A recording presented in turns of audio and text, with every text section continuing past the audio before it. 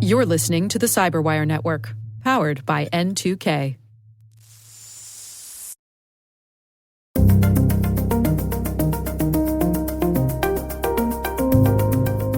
We as an industry have a ways to go to remove as much friction as we can from the user experience, and then users will be using stronger authentication much more freely. Hello, everyone, and welcome to the CyberWire's Hacking Humans podcast, where each week we look behind the social engineering scams, the phishing schemes, and criminal exploits that are making headlines and taking a heavy toll on organizations around the world. I'm Dave Bittner from the CyberWire, and joining me is Joe Kerrigan from the Johns Hopkins University Information Security Institute. Hello, Joe. Hi, Dave. Got some good stories to share this week. And later in the show, my conversation with Ann Johnson. She is a security executive at Microsoft, and she is also the host of the Afternoon Cyber Tea podcast.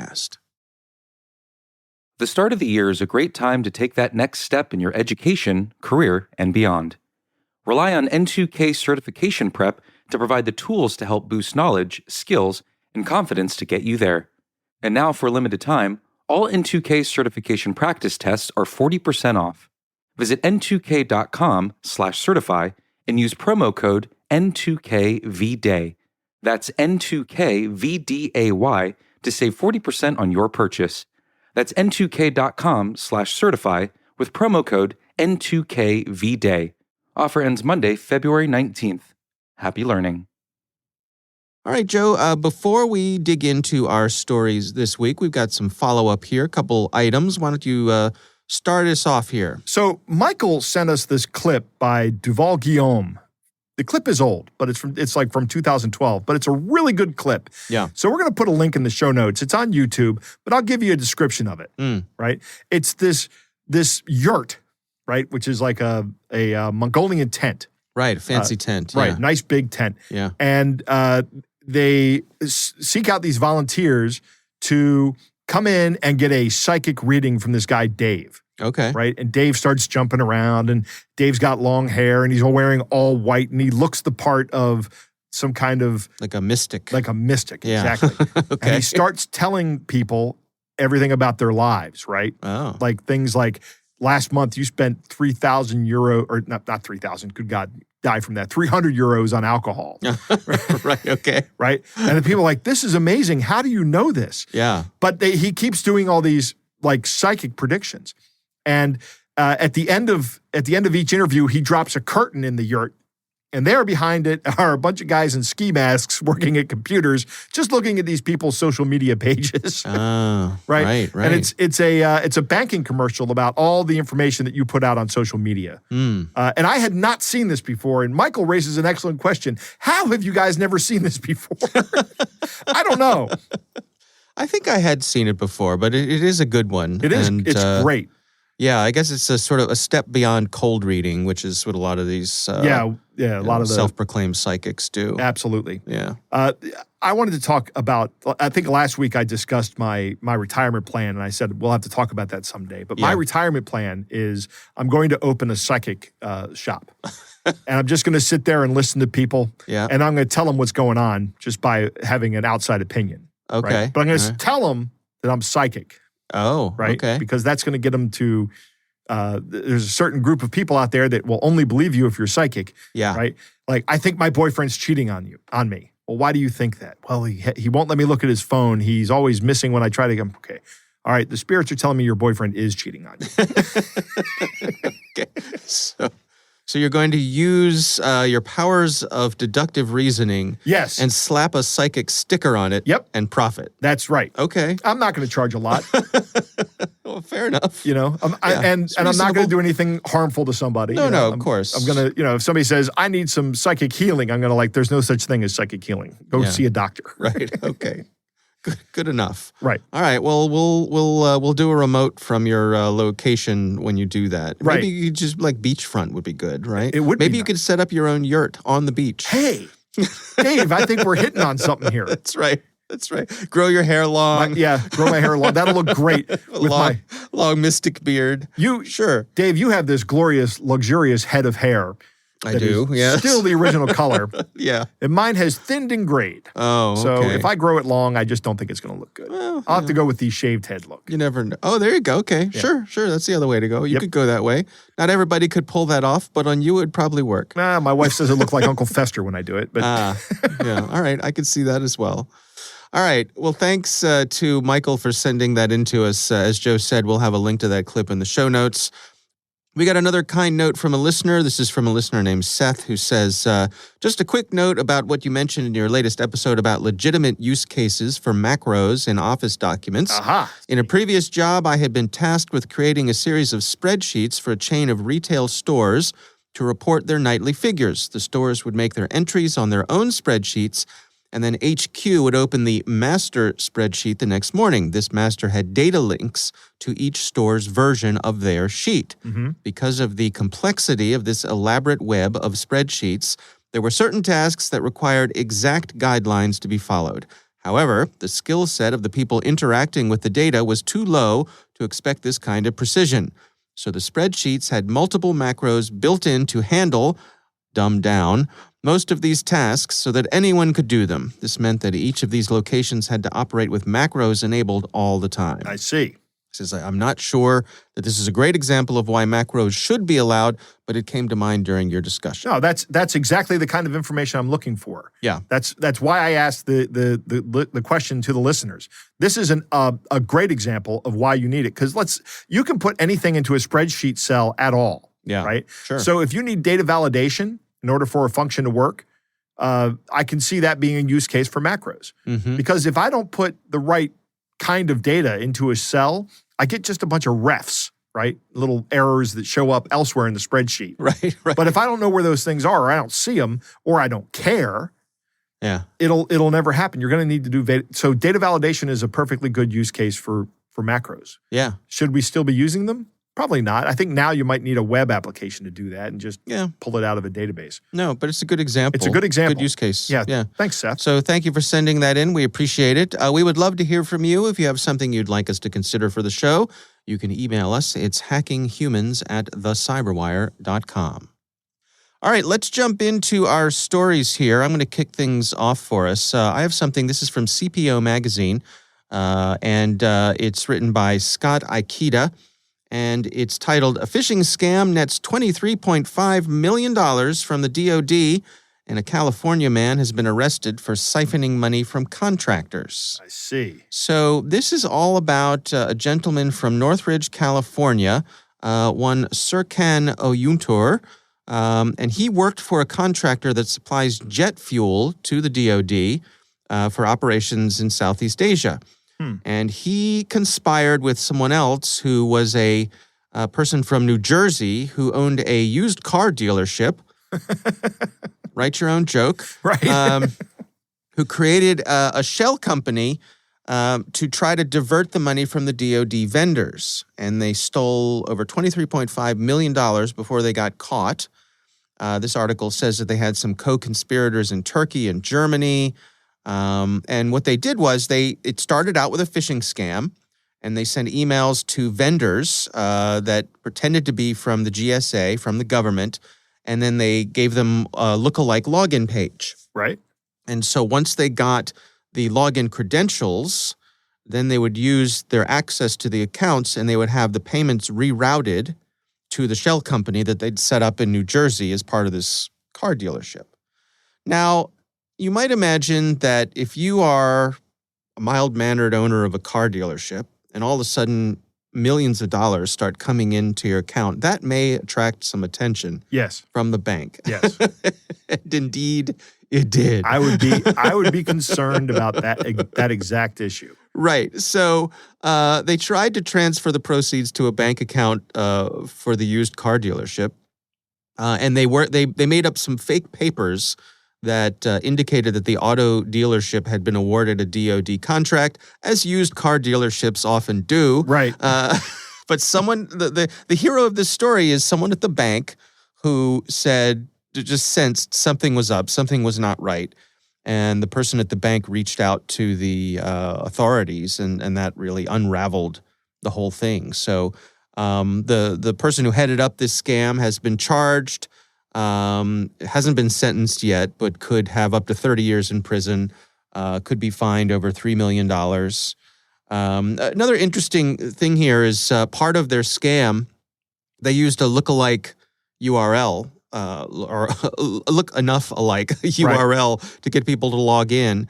The official website is DLA.mil. So .mil is a military domain. And the one they created was DIA-mil.com. So close enough that on first glance, people would look at it and they'd go, oh, it's the DIA. That's who I'm doing business with. There's mil in there, so it's the military.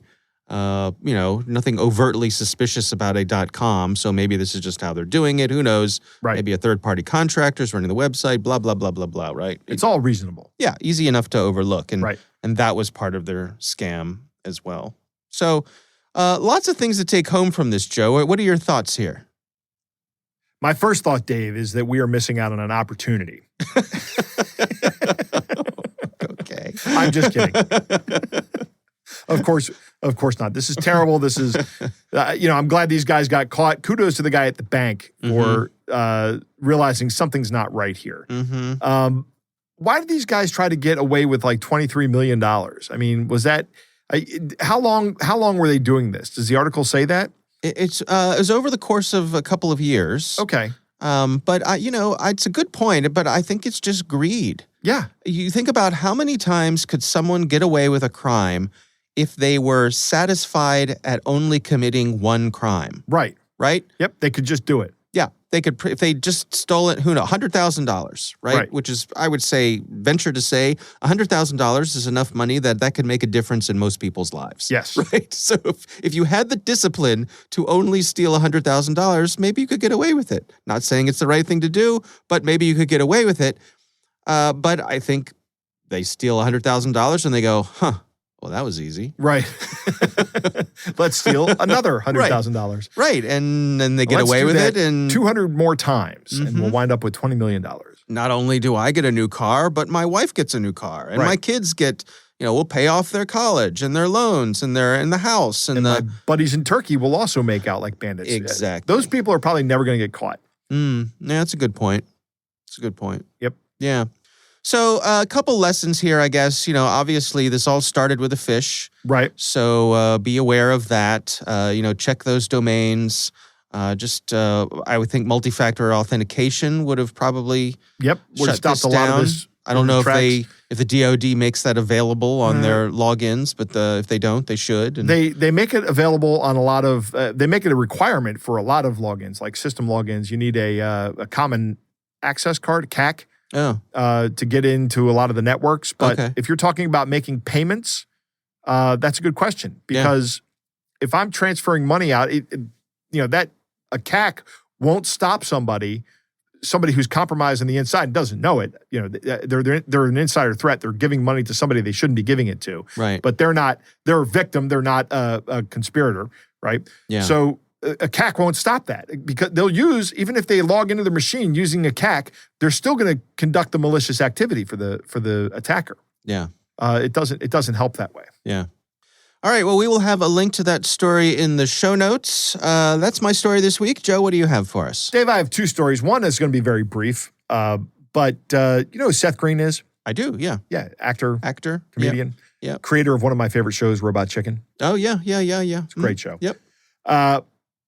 Apparently, Seth Green lost about $300,000 in NFTs recently by connecting his wallet to a malicious site. Okay. Now, I'm not fully versed in what's happening here, right? First of all, my initial reaction is Seth Green probably lost over $300,000 in NFTs by buying NFTs. But go on. That's my own cynical approach to NFTs. But go on. But I went to OpenSea today and looked around, and it says create an NFT. If you want to create an NFT, you have to connect an Ethereum wallet to it. Okay. I don't understand any of this. You know what I'm going to do, Dave? I'm going to create some NFTs. Yeah. Why? Why don't you just give me that money instead? No, I'm going to create NFTs, Dave. I'm not going to buy NFTs. It's still going to cost you something to do, though, doesn't it? Does it?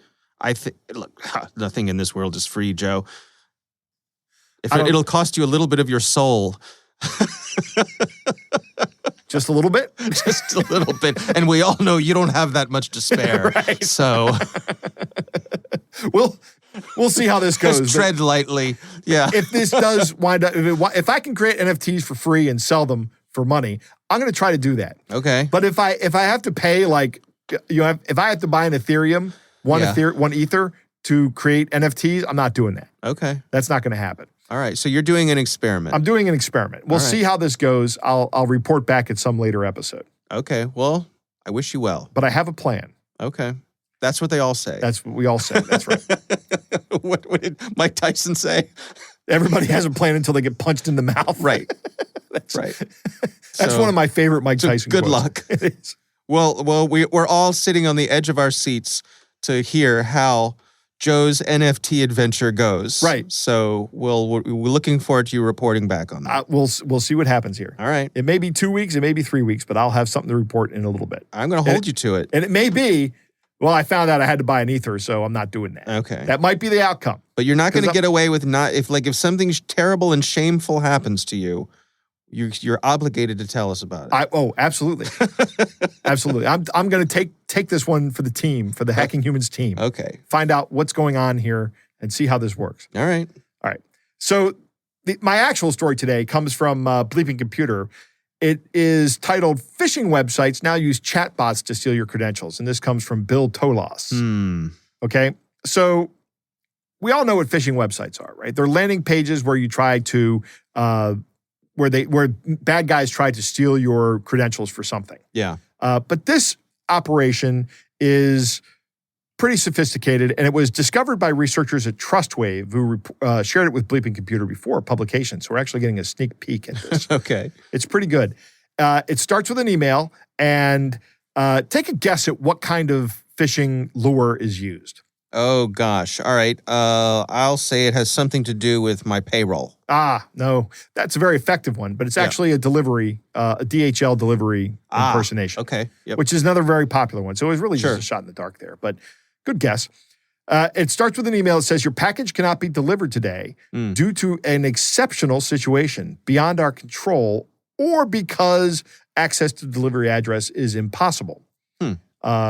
There's a big red button in the middle of the email that says, please follow our instructions. And you click on that and it opens up a PDF file that contains links to the phishing site, right? And the link, this PDF looks almost like another website. But once you get on there, there's a chat bot. And the chat bot always says the same thing. And it says, hey, thanks for confirming the tracking number. Here's a picture of the package, and they just show you a picture of the package. And it says, would you indicate whether we should deliver this package to a home or a business address? And if you respond home address, it says, thanks. And then it walks you through the rest of the process, which involves entering your DHL login credentials, right? Mm-hmm. And then during that process, it has a CAPTCHA in there that you're supposed to read interpret, because that's adding to legitimacy. Then you're finally taken to a secure pay page that contains a credit card payment information where you cough up your cardholder name, credit card number, expiration date, and CVV code from the back of the card. Wow. And then you click this Pay Now button, and they send you a text message and ask you to verify the authenticity of the transaction by entering the code they texted you. Uh-oh. And so now they have your cell phone number, they have your credit card details, they have your name, they probably have some kind of address for you. These guys have gotten a lot of information from you. And they've probably charged you something for giving that information to them. So just be aware of this campaign out there that's working like this. These chatbots look real. They are not real. It's all a phishing attempt, and they're it's just a phishing email and then a credential harvesting plus a credit card and identity theft ring. And this is a really powerful campaign that nets a lot of information for these bad guys. Can I just share something with you? Sure. I hate chatbots. Oh, I hate chatbots. I hate them too. Yeah. Every time I go to a business, and for some reason, a lot of cybersecurity companies love chatbots. Yeah. And so you log on, they send me some research or something, I log on, I go to read the research, and down in the bottom corner is this company's, their own version of Clippy, Right. saying, hi, welcome to our site. Come on, look around. Is there anything I can help you with? I'm like, no, leave me alone. I just want to read your research. Right. Well, while you're here, why don't you check out? No, just leave me alone. I just want to read the research. You sure you're doing okay? I'm like, shut up. I just want to read the research.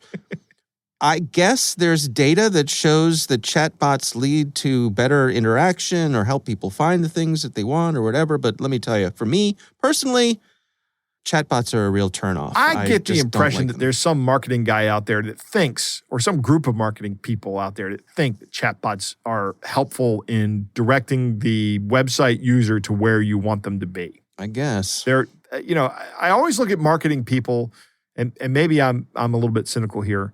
It's not really caring what the customer experience is, but making sure that the customers are exposed to all the product information they can be exposed to, right? Mm-hmm. Which, to be fair, is the marketing person's job, right? Yeah. But you're right. These chatbots, I find them intrusive. Yeah. I can't stand it. I go to a chatbot and I just start trying to type functions into it, like exit parenthesis, close parenthesis. Right. see if there's anything in there. Yeah. Does that work? Yeah. Yeah. So, all right. Well, we will have a link to this story in the show notes. Again, we would love to hear from you. If you have something that you would like for us to consider for the show, you can send it to us at hackinghumans@thecyberwire.com. All right, Joe, it is time to move on to our catch of the day.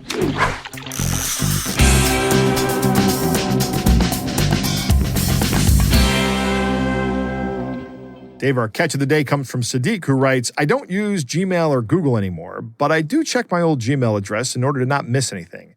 I've been getting messages similar to the following one. I didn't do any extensive research about it, but as a cybersecurity professional, this one beats me. I don't know what the trick is here. Perhaps you can include it on your podcast. I didn't check out the phone number here, but the previous phone numbers didn't reveal anything either. So, Dave, why don't you read this one? There's a lot of bold in this one. And it's intermittently dispersed throughout the, so every time there's bold, why don't you emphasize that word? All right, so it starts out and it says, Dear valuable user, we hope you are enjoying our Norton service. This is to remind you that your subscription is about to expire. Extend your subscription now, and we can keep going. You will be charged $207.65 when your membership extended. Purchase details. Order date, payment mode, ID number. If you have any questions about your subscription or would just like to contact us, there's a phone number. We'd love to hear from you. Regards, Norton Billing Support. So, Sadiq, how this works is if you call this number, you'll get somebody who the idea is that you're going to try to cancel the transaction. Right. Right. So the call to action here is, holy crap, I'm about to be charged for something I didn't buy. Precisely. I better fix that. Yes. Yeah. So you call the number and they go, well, we may need to make sure that the software is not installed on your computer. Let's open up a virtual terminal. Here, go install this software and let me on your computer. That's the game. Right. And it's a bad game to play with these guys. Interesting. All right. Well, again, thank you to Sadiq for sending that in to us. We do appreciate you taking the time.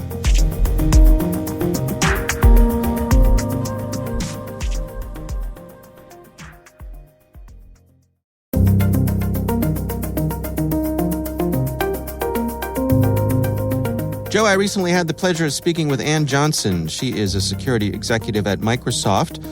She is also host of the Afternoon Cyber Tea podcast, which is part of the CyberWire network. It is indeed. Always a pleasure when I get to chat with Ann. Here's my conversation with Ann Johnson. You know, it's an interesting question when you think about social engineering, because I remember probably 2002, it might have been 2003, there was a Harvard Business Review article that talked about the September 11th attacks in the United States and talked about how they were largely social engineering attacks by the actors that actually ended up boarding the plane, that they had tested everything, that they socially engineered their way past airport security, past ticketing, and really using human psychology to actually launch that attack. And they made the parallel to cyber attacks. And we have been discussing social engineering, and why the timing hits me is we had only been discussing social engineering for probably a few years prior to that. And just to see how the actual concept of social engineering is this concept that, folks can use both physical attacks as well as cyber attacks, it resonated with me at that point in time. So we're at least 20 years plus into talking about social engineering. Yeah, it's funny. I mean, I remember thinking back to my own early days, back in the 80s, the 8-bit computer era, with phone phreaks. And so much of the things that they were up to was social engineering to make your way across what was the global telephone network at the time, but calling up and pretending to be someone you weren't. Yeah, exactly. So, I mean, and if you just think back to espionage, core espionage, right? I mean, core espionage is social engineering. So we just gave it this fancy new term. But at the end of the day, it's really the manipulation of human beings to do something they wouldn't normally do to further whatever nefarious cause you want to further. And as you look at things today, I mean, where we stand, what's your take on the state of things when it comes to social engineering and the scams we see? It's interesting because I can tell you, and I'm going to give you a little bit of a personal anecdote. I think today alone, and it's not even quite noon on the West Coast, which is where I'm based, I have received 6 different phishing, smishing attacks. So texts to me trying to lure me to click on some type of link that are actually not simply generic. There's something that feels a little more targeted. And I'm talking to folks I know in the industry about the proliferation of smishing type attacks, as well as social engineering attacks related to account fraud, trying to get redirected monies. You get an email from, a small company, supposedly your CFO, and they want you to send money to an account, or your CEO says, send money to this account. I will tell you that from a state of the industry standpoint, I think we're doing a reasonable, and that's the word I'll use, job with core phishing attacks, because phishing attacks have also become very sophisticated in that you can't count on typos and those type of things anymore, and the company logos look legitimate. But I think our technology and our machine learning engines have gotten pretty smart in detecting core phishing attacks. But, much like anything else, once you stop the actors from using one vector, they're going to use another vector. And it's the same type of attacks, right? And these, account takeover attacks and money redirect attacks. And like I said, this proliferation, and it's been only in the past 60, 90 days of smishing attacks have really been on the increase. You as an executive at Microsoft, Microsoft has the sort of dubious distinction of having a particular scam that uses Microsoft's name, the Microsoft tech support scam, where people call up and pretend to be from Microsoft. And I suppose that's sort of the two sides of the coin of being such a large presence in the industry that, folks are actually using your good name against you. Well, it is. And if you think of the IRS every year around this time, the U.S. Internal Revenue Service, which, is our tax service, right? Everyone files their taxes around this time of year. And the IRS also, constantly is parading the public of, the IRS will never call you. The IRS is never going to ask you over the phone for your social security number. You see it from police agencies. You see it from, fire departments. We're never going to raise money doing this. Your banks will tell you, we're never going to call you. All of these things are relatively easy targets for an unsophisticated, general population that doesn't, really uses technology, but it just isn't super sophisticated with it. And the Microsoft, attacks against, we're the support agent, you owe us money. I get emails probably daily.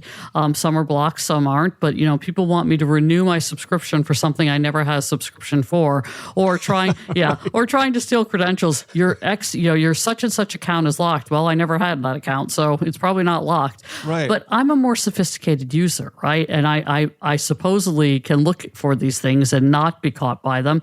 But sometimes it doesn't matter because the attacks are so targeted, so sophisticated.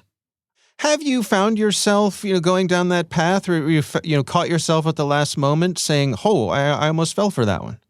It's funny. Recently I was looking at something, and To answer your question, almost, but I realized my bank would have never, it looked legit. I got an email that looked like legitimately came from my bank. And I said, you know what? My bank just wouldn't do that, right? But it took me a minute. I wasn't going to click the link. I paused. And the one thing people have to realize is that urgency.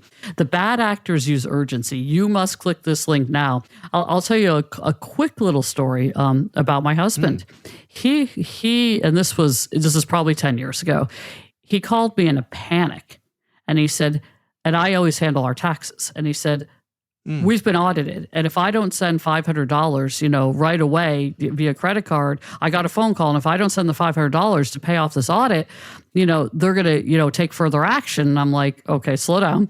This is a known scam. But because he didn't handle our taxes and he thought that I hadn't paid something. And he was like literally almost fell for it. No fault of his own. The person on the phone sounded so legitimate to him that they were going to raise the fines or take further action or confiscate property. He's like, Ann, we need to give him the credit card.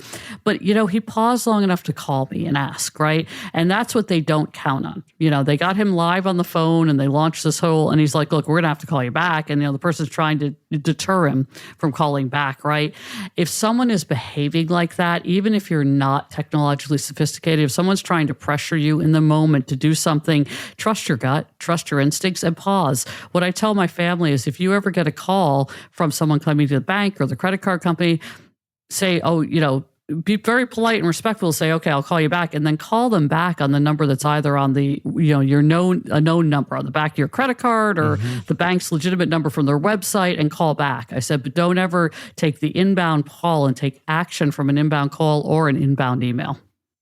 I think the point you bring up about pausing is so critical, and also having someone to bounce these things off of, to have a buddy who you can say, so this thing is happening and I'm not sure what to make of this. So many scams, I think, could be slowed down or stopped if we just took the time to do that.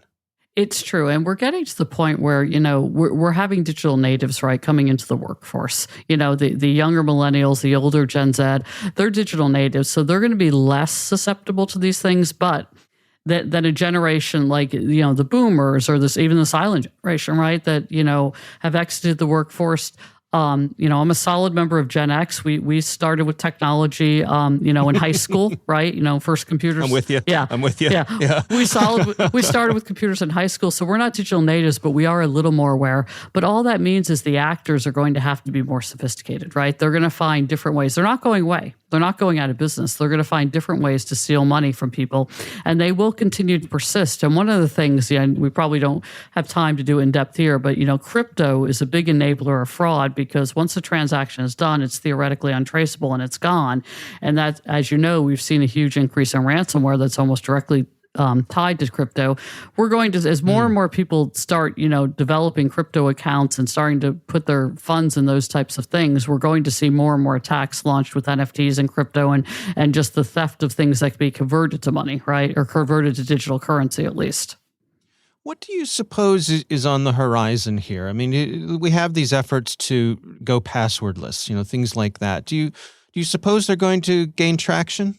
Yeah, absolutely. So we launched, as you know, our passwordless initiatives for our consumer accounts last fall. And we know that there is a need, but there's a tremendous amount of education that's still required. Getting people, it was funny because I'll tell you this, there's this industry impetus around FIDO2 that's wonderful and around authenticators. The challenge now is I was working with an account outside of Microsoft today, and I realized that I have 3 different authenticators on my phone now. I don't think your I don't think your average user is going to want to manage 3 different authenticators, right? No. Yeah. So I think that we still have a need to drive simplification and standards in the industry and some type of methodology that people are comfortable and able. It's ease of use, right? Passwordless adoption is going to significantly increase when we have more ease of use for end users because, those of us who are, and this, I was at RSA for 14 years, so I can appreciate all kinds of 2FA, multi-factor auth, but I understand it super well. Even your average cybersecurity user isn't exactly an expert in, authentication methodology. And that's leading us to this place where we need to continue to be on a mission to be passwordless, but the adoption rates have to be driven by ease of use. And having 3 authenticators is a suboptimal experience. Yeah, I believe I have been in that boat where I've said to myself, which authenticator did I use for this account? And I'd find myself banging my head against the desk sometimes. I think even I like yourself, I consider myself on the sophisticated side of the user spectrum. I would put you above me, certainly. But I think what's interesting is that even at that level, when the stuff doesn't work, it is so frustrating when it is a roadblock getting in your way of just wanting to do the things you want to do on your devices. And, the trust is so easily given up when you run into one of those frustrating situations. Yeah, so I'll tell you something funny. My husband knows I pick on him every once in a while about security. He's retired now, but he was a tech guy, but not a security person. He was really super frustrated with a particular app, and I'm not going to name the vendor that he had on his phone, where I had insisted he enabled strong authentication to the app. So, he enabled strong authentication to the app, but then he also had to re-authenticate at the time of transaction. And that friction for him, I said, yes, but all you have to do, and this was a time when we were still using our thumbs on our phone more than our faces. I said, yeah, but all you have to do is put your thumb on the home button one more time. This is like, right. But even for him, this, somebody who'd been in tech his whole career, that was too much friction. He was really angry that I'd made him set it up like that. And he's like, I just can't believe you did this. And I said, well, you want to authenticate again at the time of transaction for this app that could be a larger transaction. Again, we as an industry have a ways to go to remove as much friction as we can from the user experience, and then users will be using stronger authentication much more freely. What role do you suppose, the leading organizations, the Microsofts of the world, have to play in this? Is this a situation where Microsoft can say, hey, we're doing away with passwords, so, you got to get on the boat here? So we've done so much. So our first approach is obviously to work with all the third parties that support FIDO2. We have the Microsoft, authenticator that we have put out. We have Windows Hello for Business that you can use, facial recognition as an example. And we're working with all of the different FIDO2 vendors like YubiKeys if someone wants to carry a key, right? We want to we've built technology into our Azure Active Directory to support passwordless configuration. So you can choose what type of passwordless methodology or what type of passwordless authenticator you want to use. That's the first step, right? Is making it really pervasive and adopting as many industry standards as we can so that the people who are building applications can build to it. The second step is doing things like enabling it in our consumer accounts. Now you can choose to be passwordless on your consumer account and just use your authenticator or use whatever experience it is that you choose to use. Because again, we've built those integrations in Azure Active Directory.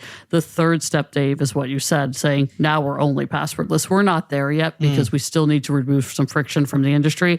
But step one is making the experience better by having a lot of alternatives and adopting user standards. Step two is then adopting it ourselves within both our work and our consumer accounts. Step three will come to the point where we say, okay, your only option is passwordless. We're not quite there yet.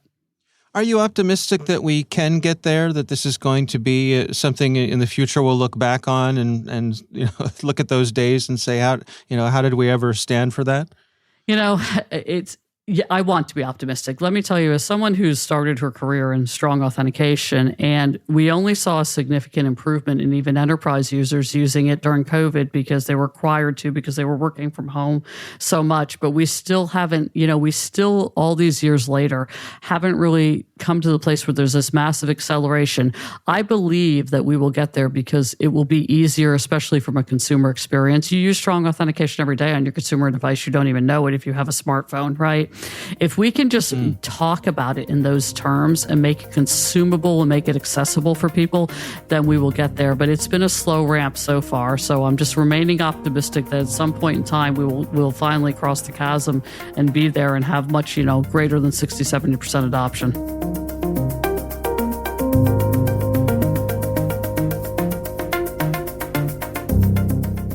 Joe, what do you think? Social engineering has been around forever. That's one of the early points is Anne talks about how it started becoming something that we've looked into since the early 2000s. And from a cybersecurity industry standpoint, that's probably correct. Yeah. But this is nothing new. and we've even had episodes where I talk about old scams that have been going on since the last last 2 centuries ago. Yeah, yeah. So it's nothing new. And you brought up Phone Freaks. And Kevin Mitnick, all of his hacking was essentially just social engineering. Right. Calling up and pretexting them. So much so now that it's actually illegal. It's a crime to pretext critical infrastructure organizations. And Kevin is responsible for that. Well, it's good to be known for something. Yes. Claim to fame. Yes. Phishing has gotten a lot better over time. It's always going to get better. Yeah. So has our defensive stuff, which is also always going to get better. It is an arms race. I hate using that term because it sounds so cliche, but that's exactly what it is. Yeah. It's always, okay, they're doing this, I'm going to do this. They're Yeah. going to do this, I'm going to do that. These bad guys will adapt, and now they're attacking via SMS messages, or by the term I hate, smishing, which doesn't really tell you what it is. Right? Right. It's just fake SMS messages. But the reason they're going to SMS is because the defenses aren't as good, right? I still get malicious SMS messages, and that, I do have a good amount of defense on them. I actually go to my spam folder from time to time and look at them and see if there's any good catches of the day in there. Right. But it's interesting that these guys are now adapting and going to SMS, Yeah. I think. Yeah. Targeted and sophisticated attacks are going to be remarkably effective. If somebody took the time to write an email tailored to you, and hey, Dave, this is so-and-so, I met you at this conference, and they have some open source intelligence that says you went to this conference, like you're going to RSA, right? Yeah. If somebody contacts you over the summer and goes, hey, Dave, I hooked up with you at RSA, here's something, that's all going to make sense to you, Yeah. right? It's, so yeah, the more tailored a message is, the more effort it takes to write it, and you can't broadly disseminate that message, but it's much more effective. Right. Urgency is key. I love the story Ann tells about her husband, calling her in a panic, going, look, these guys are going to charge us, and Ann telling him, calm down. That's not what's happening here. Yeah. What's amazing is that he was able to get off the phone with them in the first place. So he was able to do that. So good for him. These guys are going to put you in a pressure cooker and keep you there as long as they can, just so that you pay up. That's really what the end game is every single time. The pause is absolutely necessary. Even if you're on the phone with the actual IRS because you've called them or something, you can always say, all right, let me go talk to my accountant or my wife, and I'll get back to you. Right. And there may be deadlines, and those deadlines may be real, but an IRS agent is never going to say, if you don't pay, we're seizing you. Right. My son is actually an accountant, does a lot of tax work now. Yeah. One of the big things he says is that people are afraid the IRS is going to put him in jail. But the IRS doesn't want to put you in jail because then you can't pay your taxes. Right. Right? Yeah. They want the money is what they want. Yeah. So any threat from somebody claiming to be from the IRS to put you in prison is not accurate. That's really not what the IRS wants. Right. They would rather you pay the money. Yeah. Ann makes an excellent point about the multi-factor authentication bit, and you and her had a nice discussion here. She has 3 different authenticators on her phone. I have 2 on my phone and my YubiKeys. And these are all my multi-factor authentication things. Yeah. And I'm sitting here thinking, and it hadn't even occurred to me that, this is not an optimal solution. But that's exactly right. This is not good. We're getting we need to unify this somehow. Right. I think the FIDO Alliance goes a long way to doing that. And I think that with this universal 2-factor, or that may actually become just universal authentication eventually. Yeah. That's great because, Dave, I can't wait for passwords to die. Cannot wait for it. I'm with you. As much as I feel, for the folks who are in the password manager business, right. Perhaps it is one of those industries, like buggy whips that is transitional, right. and we'll soon look back on fondly and say, oh, remember when we used to do that? Yes. Absolutely. All right. Well, our thanks to Ann Johnson for joining us. We appreciate her taking the time. And of course, if you have not yet done so, you should check out her podcast. It's called Afternoon Cyber Tea. It is worth a listen. And I should mention also that Microsoft is a CyberWire partner.